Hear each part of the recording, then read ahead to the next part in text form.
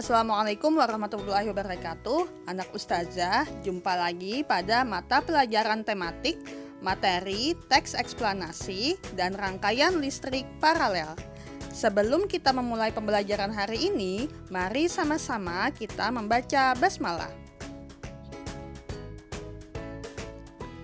Nah, tujuan pembelajaran kita hari ini adalah menentukan informasi penting pada teks eksplanasi, menjelaskan rangkaian paralel, dan membuat rangkaian paralel. Silahkan kalian buka modul pekan ini di halaman 16. Kalian akan menemukan teks eksplanasi yang berjudul Si Paralel Penyelamat Jalan. Silahkan kalian baca dulu teks tersebut.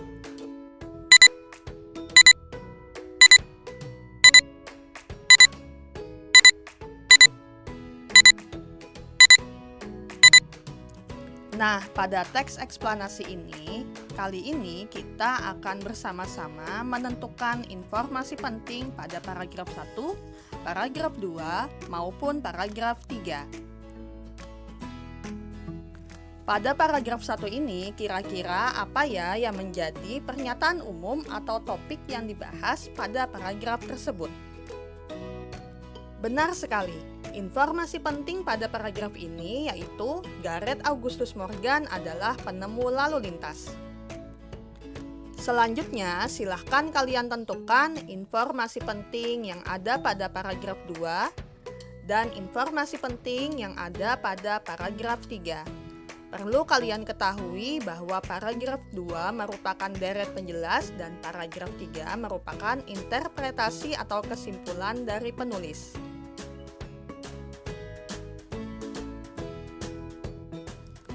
Pada teks yang tadi kalian baca membahas tentang rangkaian paralel.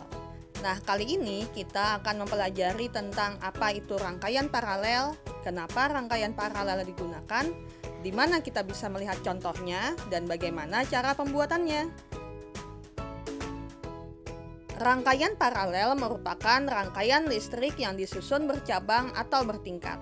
Pada gambar dapat kalian lihat bahwa setiap lampu berada di cabang yang berbeda.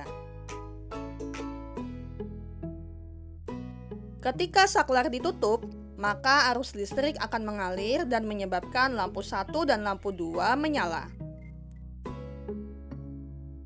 Pada rangkaian paralel, jika salah satu lampu padam karena kabelnya terputus, maka lampu yang lain akan tetap menyala. Hal ini terjadi karena arus listrik masih bisa mengalir melalui kabel yang lain. Hal inilah yang kemudian menjadi kelebihan dari rangkaian paralel, yaitu jika salah satu lampu padam, maka lampu yang lain tetap menyala. Nyala lampu juga sama terang. Tetapi, rangkaian ini juga memiliki kekurangan karena dia membutuhkan kabel yang lebih banyak sehingga biaya pembuatannya lebih mahal. Coba kalian perhatikan gambar. Kira-kira apa yang akan terjadi jika salah satu arus listrik terputus? Benar, yang terjadi adalah lampu 2 akan padam, sedangkan lampu 1 dan 3 tetap menyala.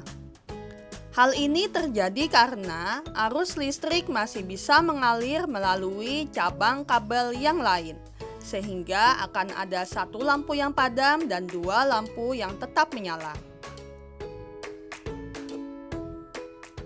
Contoh penggunaan rangkaian paralel dapat kita lihat pada lampu lalu lintas. Lampu lalu lintas dapat menyala bergantian. Selain itu, kita juga bisa melihat contoh rangkaian paralel pada rangkaian listrik rumah kita. Terkadang ketika kita mematikan salah satu lampu di ruangan, maka di ruangan rumah yang lain lampunya akan tetap menyala.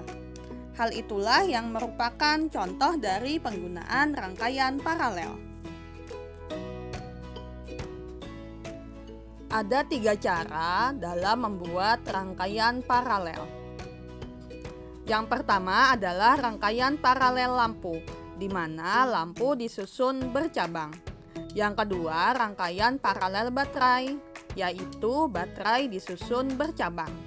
Yang ketiga adalah rangkaian paralel baterai dan lampu, di mana lampu dan baterai disusun bercabang. Mari kita simak cara membuat rangkaian paralel. Yang diperlukan adalah lampu dan dudukannya, kabel, saklar, baterai, gunting, dan lakban. Siapkan kabel yang sudah dipotong bagian ujungnya sehingga kawat tembaganya sudah terlihat. Caranya adalah dengan memotong sedikit di bagian ujungnya.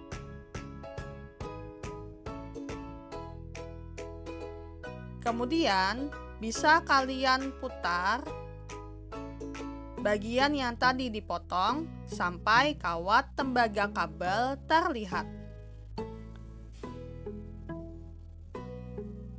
Lakukan hal yang sama pada kabel-kabel yang lain.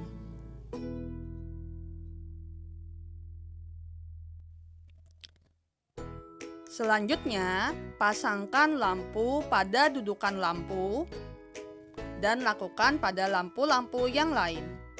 Kemudian, hubungkan lampu dengan ujung kawat kabel tembaga. Lakukan hal yang sama pada ujung yang lain.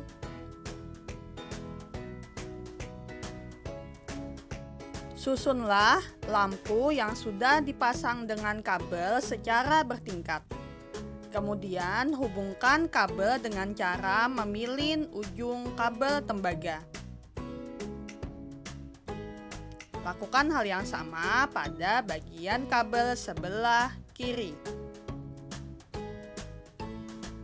Kemudian hubungkan kabel dengan saklar.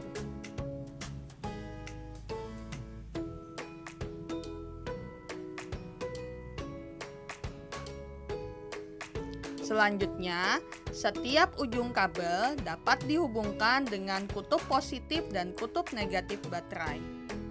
Agar terlihat lebih rapi, kalian bisa menempelkan rangkaian paralel ini pada kertas kardus. Kalian bisa menempelkannya dengan menggunakan selotip.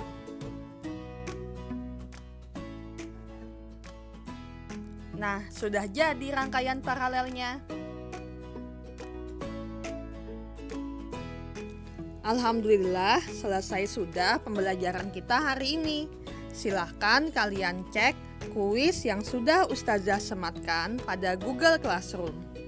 Insya Allah, jika kalian sudah menyimak materi hari ini dan membaca kembali modul yang sudah disiapkan, kalian akan bisa menjawab pertanyaan-pertanyaan tersebut dengan mudah.